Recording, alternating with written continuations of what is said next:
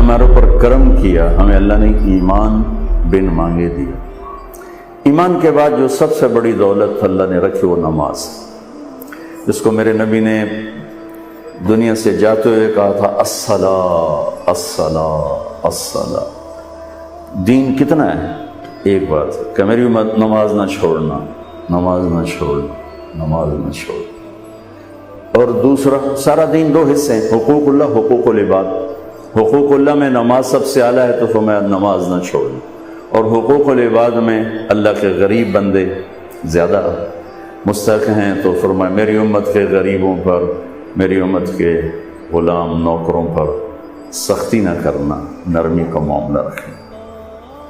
تو ایمان کے بعد ایک نماز قابو میں آ جائے، نماز نہ چھوٹ۔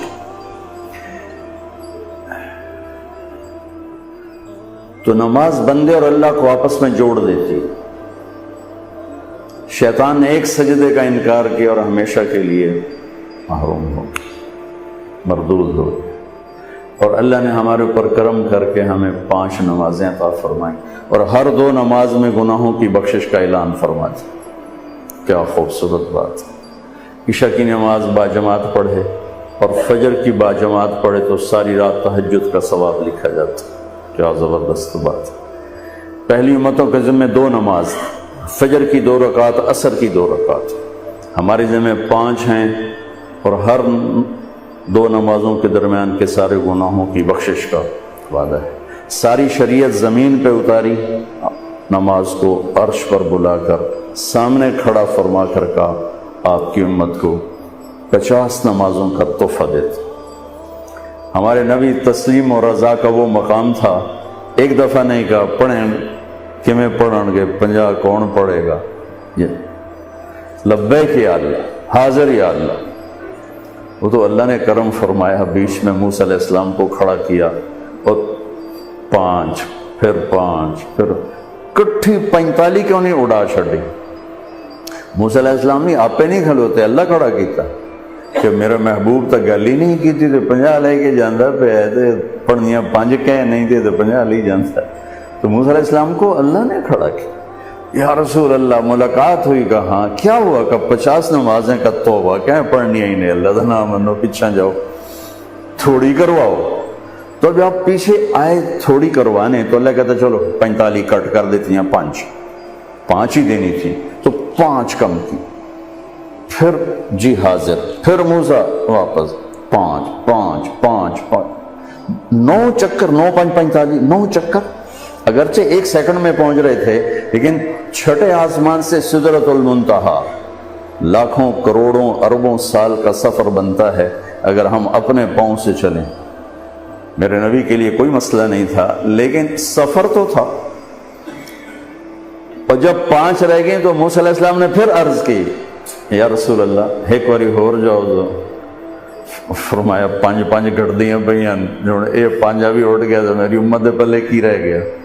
اچھا پھر ٹھیک ہے، میری امت پہ 2 نمازیں فرض تھیں انہوں نے کوئی نہ پڑھی، انہیں بھی 5 کوئی نہیں پڑھنی ہے، جو ویکھ لو جیسے۔ تو بھائیو، ایمان کے بعد نماز ایک ایسا فریضہ ہے۔ روزہ ٹھیک ہے، بیمار چھڑ دو، مسافر چھڑ دو، چھڑنے کا مطلب ہے بعد میں رکھ لو، بعد میں نہیں رکھ سکتے ہو چلو بالکل ہی معاف ہے۔ زکوٰۃ مالدار پر ہے، غریب پر ہے۔ حج مالدار بھی ہو صحت مند بھی ہو تب ہے، ورنہ مالدار پر بھی کوئی نہیں۔ صرف نماز ایسی ہے جسے ہم نے نماز نہیں چھوڑ سکتے، نماز نہیں چھوڑ سکتے، ہر حال میں پڑھنا۔ جسے میرے نبی کے نواسے نے کربلا میں پڑھ کے دکھائی اور ساری دنیا کے انسانوں کے لیے دروازہ بند کر دی، جی کیویں پڑھیے تھے پڑھی نہیں جاندی، کیویں پڑھیے تھے پڑھی نہیں جاندی، دروازہ بند کر دی۔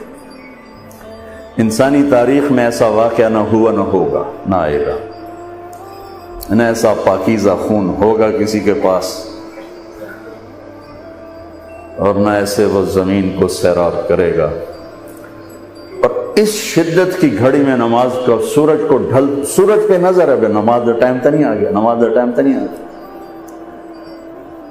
ہو یا سورج ڈھلا، اشارہ کیا زہر، جھنڈا بردار رائٹ سائڈ، یہ شمر سے کہو نماز پڑھنے تھی۔ انہیں آگے بڑھ کے تھوڑا بات کی، شمر نے کہا کہ نماز پڑھنے کی کوئی گنجائش نہیں، ہماری تلوار چلی تھی۔ تو انہوں نے آ کے عرض کیا کہ نماز کی کوئی گنجائش نہیں۔ تو فرماتے چلو ٹھیک ہے، ہم اللہ کو لے جا رہے ہیں، ان کڑی پڑھ نہیں، چلو اللہ اکبر چلنے آئے۔ اللہ کی قسم اگر میرے نبی کے نواسے نماز نہ پڑھتے تو کوئی فرق نہیں، ان کی ذات پہ کوئی فرق نہیں تھا۔ ان کو جنت کربلا کی وجہ سے نہیں مل رہی، نہ شہادت کی وجہ سے مل رہی، وہ تو ماں کا دودھ پیتے تھے، اور میرے نبی نے کہہ دیا تھا حسن اور حسین جنت کے نوجوانوں کے سردار، تو ان کو اس وقت مل گیا تھا یہ سارا ٹائٹل۔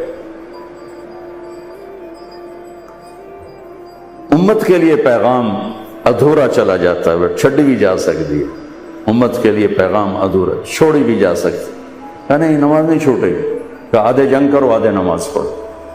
آدھوں کو جنگ پہ کھڑا کیا اور آدھوں کو لے کے نماز پڑھی، پھر ان کو جنگ پہ کھڑا کیا اور دوسروں کو نماز پڑھائی، اور عصر سے پہلے سب کے سر کٹ کے نیزوں پہ چڑھ گئے۔ تو روزہ بیمار ہو چھوڑ دو، ایسے بیماروں کے نہیں ہی رکھ سکتے چلو بالکل ہی معاف کر دیتے، نماز نہیں معاف ہو سکتی۔ تو بھائیو، اس خوبصورت زندگی تک جانے کے لیے ایمان کے بعد نماز ایک دولت، فرائض میں، اس کے بعد 3 کام کر لیں معاشرتی زندگی میں تو انشاءاللہ موٹر وے ہے جنت کا راستہ۔ صرف 3 کام۔ ایک، سچ بولے، زندگی میں سچائی ہو، جھوٹ نہ بولے، نہ لین دین میں نہ کام میں۔ میرے نبی نے سے پوچھا گیا یا رسول اللہ مسلمان بزدل ہو سکتا؟ کہا ہو سکتا۔ بخیل ہو سکتا؟ کہا ہو سکتا۔ جھوٹ بول سکتا؟ کہا نہیں، جھوٹ نہیں بول سکتا، جھوٹ نہیں بول سکتا۔ تو ایک ہم سچ بولنے والے ہیں۔ دوسرا، دیانتداری ہو، کسی کو دھوکہ نہ دے، امانت اور دیانت، کسی کو دھوکہ نہ دیا جائے۔